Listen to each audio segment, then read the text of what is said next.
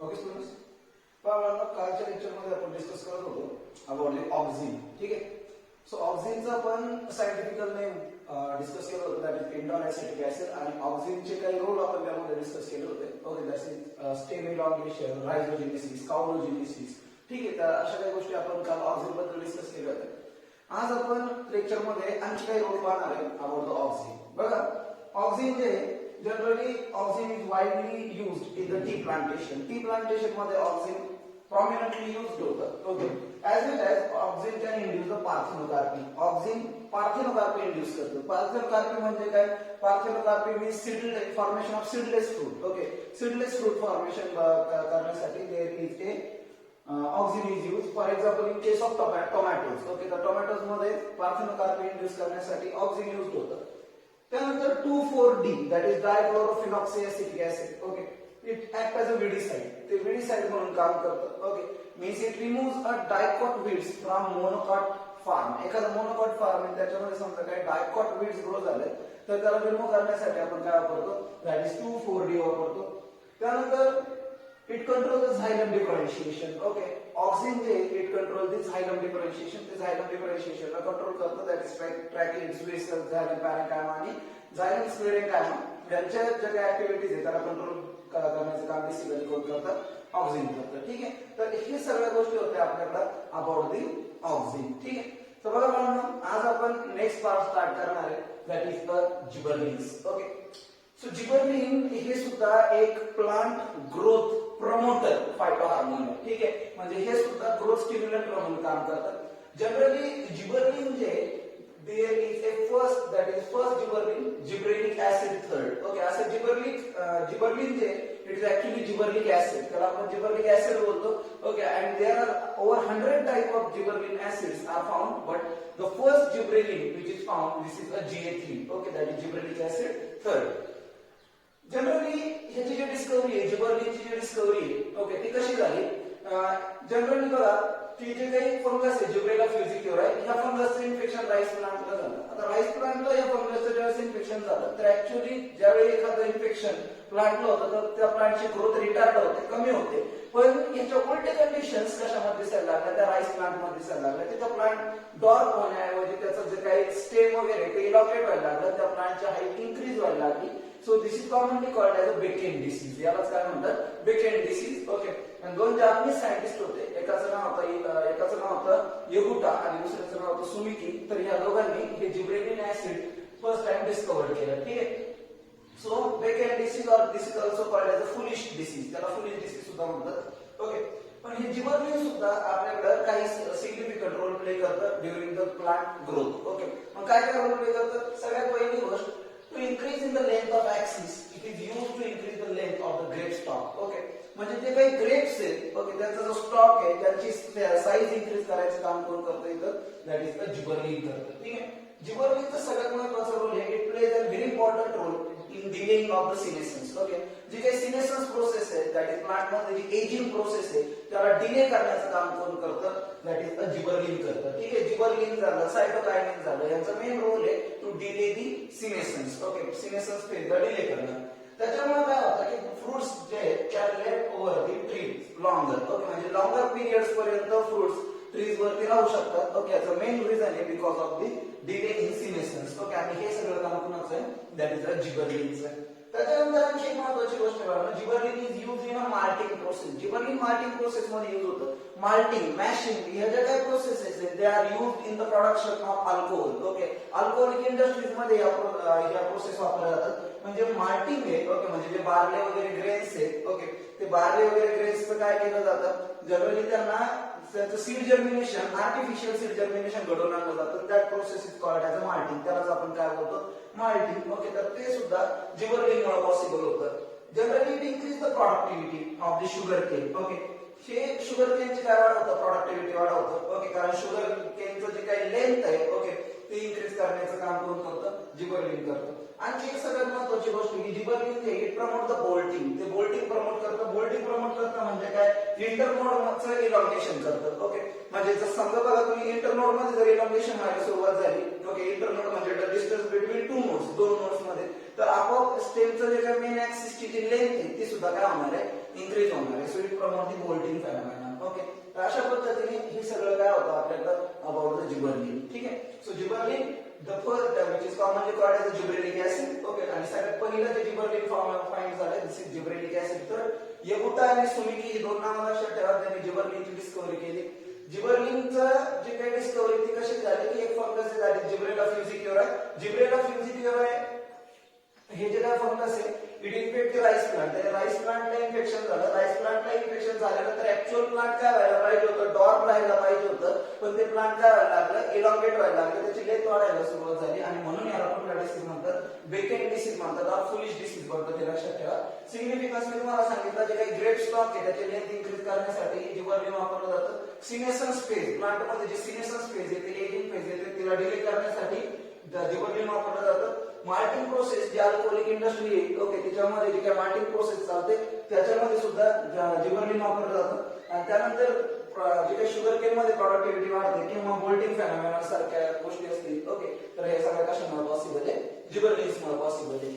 आता तिसरं plant growth promoter hormone आपण पाहणार दॅट इज सायटोकायनिन. त्याच्या नावातच आहे it plays a very important role during the cytokinesis that is cell division. Cell division मध्ये सगळ्यात महत्त्वाचा रोल कोण प्ले करतं, सायटोकायनिन प्ले करतं. Okay, so generally cytokinin is also called as a kinetin. Okay, त्याला कायनेटिन असं म्हणतात. And it is generally does not occur naturally in case of plant. Plant मध्ये नॅचरली तुम्हाला पाहायला मिळणार नाही.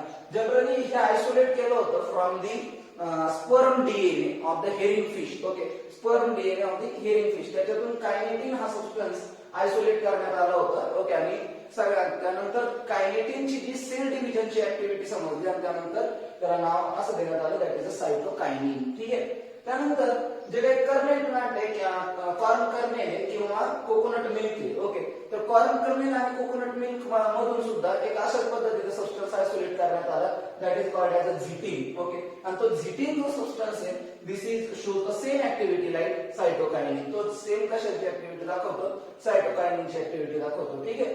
त्याच्यानंतर their activity is maximum at the root apex. Okay, यांची ऍक्टिव्हिटी रूट अपेक्सला मॅक्सिमम असते. तुम्हाला माहिती आहे आपण ओनियन रूट टिप घेतो टू स्टडी द मायटोसिस कारण मेरिस्टेमॅटिक रिजन आहे. ओके, आणि सायटोकायनिन सेल डिव्हिजन करायला म्हटलं हा मेरिस्टेमॅटिक रिजन मध्येच असला पाहिजे. यंग फ्रुट्स मध्ये देखील सायटोकायनिनची ऍक्टिव्हिटी मॅक्सिमम असते. ठीक आहे.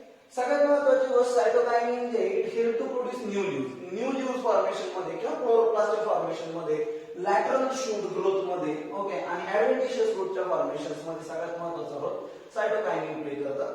It help to overcome the apical dominance. Okay, हे अपायकल डॉमिनन्स पासून ओव्हरकम करतं. म्हणजे अपायकल डॉमिनन्स बद्दल मी असं बोललो होतो, the growth of apical bud inhibit the growth of lateral bud. याला आपण बोलतो अपायकल डॉमिनन्स, जे ऑक्झिन प्रमोट करत होतं. आता इथं रिव्हर्स केस चालतीये. इथं सायटोकायनिन ऑक्झिनच्या अपोजिट काम करतंय. हे लॅटरल बर्डच्या ग्रोथला प्रमोट करतं, हे अपायकल बर्डच्या ग्रोथला थांबवतं. म्हणून हे लक्षात ठेवा का it help to overcome the apical dominance. It promote the nutrient mobilisation. Okay, हे न्यूट्रिएंट मोबिलायझेशन मध्ये मदत करतं. म्हणजे न्यूट्रिएंट एका जागेवरून दुसऱ्या जागेवर सप्लाय करण्यामध्ये मदत करतं. त्याच्यामुळे काय होतं, which help in the delay of leaf senescence. म्हणून लीफ लवकर एजिंग कंडिशन मध्ये जात नाही. ओके, लक्षात ठेवा ही गोष्ट. आणि हा जो इफेक्ट आहे की cytokinin can delay the what we called as a senescence phase, it is also called as a Richmond land effect. यालाच आपण काय बोलतो, that is a Richmond land effect. ठीक आहे. तर अशा पद्धतीने हे काय होतं आपल्याकडे another plant growth promoter hormone that is cytokinin. बघा बाळांनो, सगळ्यात महत्त्वाची गोष्ट लक्षात ठेवा. पहिल्यांदा मी हे तुम्हाला सांगितलं की आपल्याकडे जे ऑक्झिन आहे, ओके, ते सुद्धा प्लांट ग्रोथ प्रमोटर आहे. दुसरं मी तुम्हाला सांगितलं दॅट इज ए जिबरलिन, ते सुद्धा प्लांट ग्रोथ प्रमोटर आहे. आणि त्यानंतर सायटोकायनिन. ओके, सायटोकायनिन सुद्धा जनरली प्लांट ग्रोथ. ठीक आहे बाळांनो. तर बघा आता आपण नेक्स्ट पार्ट कडे जाणार आहे that is plant growth regulator पैकी असणारे दोन प्लांट ग्रोथ इनहिबिटर. ओके, तसं मी ऑलरेडी अगोदरच्या लेक्चर मध्ये सांगितलेलं आहे की इथायलिन जनरली प्लांट ग्रोथ प्रमोटर सुद्धा आहे आणि प्लांट ग्रोथ इनहिबिटर सुद्धा आहे. ठीक आहे. बघा सगळ्यात महत्त्वाची गोष्ट, नीट वरती असा एक क्वेश्चन येऊ शकतो, डिस्कव्हरी म्हणजे सायंटिस्ट दिले जातील आणि तुम्हाला हार्मोनची नाव पण दिली जातील. म्हणून ही गोष्ट लक्षात ठेवा. एफुएंट ऑक्झिन, त्यानंतर येगुटा अँड सुमिकी किंवा क्युरोसावा. ओके, तर जिबरलिन, स्कूग अँड मिलर आलं तर मग what we called as a cytokinin, त्यानंतर कझिन्स जर आलं तर what we called as a ethylene. ठीक आहे. बघा ना, इथायलिन हे गॅसियस हार्मोन्स आहे. ओके. जनरली याची डिस्कव्हरी कशी झाली होती, एक रायपन फ्रूट होतं आणि एक अनराईप फ्रूटच्या शेजारी ते फ्रूट ठेवलं गेलं आणि त्याच्यानंतर काही कालावधीनंतर हे फ्रूट सुद्धा जे अनराईप आहे ते सुद्धा रायपनिंग त्याचं व्हायला सुरुवात झाली. सो त्यानंतर कझिन्सने सांगितलं की there is a one volatile substance आहे, कुठला तरी व्होलाटाईल सबस्टन्स आहे का ज्याच्यामुळे फ्रूट रायपन व्हायला सुरुवात झाली. याचा अर्थ ते गॅस आहे की ज्याच्यामुळे फ्रूट रायपनिंगला स्टार्ट होत आहे, that is called as a ethylene. Okay. नंतर ते डिस्कव्हर झाल्यानंतर ते इथायलिन होतं. तर ethylene is one of the gaseous plant growth regulator. हे एक गॅसियस प्लांट ग्रोथ रेग्युलेटर आहे and it is synthesized in a large amount. Okay, हे large amount मध्ये synthesize होतं in that tissues which cells are undergo senescence. Okay, ज्या cells कशामध्ये चालल्यात, senescence phenomenon मध्ये चालल्यात. Okay, that is aging condition मध्ये चालल्यात and the ripening of fruit. आणि जिथे फ्रूट काय होणार आहे, रायपनिंग कंडिशन मध्ये येणार आहे, अशामध्येच इथायलिनचा अमाउंट काय होतं, इथायलिनच्या जागेवरती जास्तीत जास्त सिंथेसाइज व्हायला सुरुवात होते. त्याच्यानंतर सगळ्यात महत्त्वाची गोष्ट याच्यामध्ये काही गोष्टी अशा आहेत. For example it help in horizontal growth of the seedling. Okay. सीडलिंगची हॉरिझॉन्टल ग्रोथ करण्यासाठी ओके इथायलिन रोल प्ले करतं. Swelling of the axis and apical hook formation. आणि अपायकल हुक फॉर्मेशन जसं एपिकॉटिल आणि हायपोकॉटिल तसे हुक लाईक स्ट्रक्चर्स बनतात. Okay. तर epicotyl हायपोकॉटिल ते पण इलॉंगेट होतात. ओके. तर हे सगळं कशामुळे पॉसिबल आहे, ड्यू टू द इथायलिनमुळे पॉसिबल आहे. ठीक आहे. It promote the senescence and abscission. हे senescence आणि abscission ला प्रमोट करते. senescence तुम्हाला माहिती आहे, that is a degradation of plant organ. Plant organ चं degradation होणं. Okay. आणि abscission, that is commonly called as a falling of leaves or fruits after the maturation. Okay, याला आपण काय बोलतो, abscission. तुम्ही इथपर्यंत बघा, या सगळ्या गोष्टी तुम्हाला असं सांगतील की they are plant growth inhibitor. इथं इथायलिन plant growth inhibitor म्हणून काम करतात. They are highly effective in fruit ripening. ही गोष्ट आपण ऑलरेडी सांगितली. आता बघा बाळांनो, ज्यावेळेस फ्रूट रायपनिंग चालू असतं त्यावेळेस फ्रूट रायपनिंगच्या वेळेस जो त्यांचा रेस्पिरेशनचा रेट आहे तो काय होतो, इन्क्रीज होतो. ओके.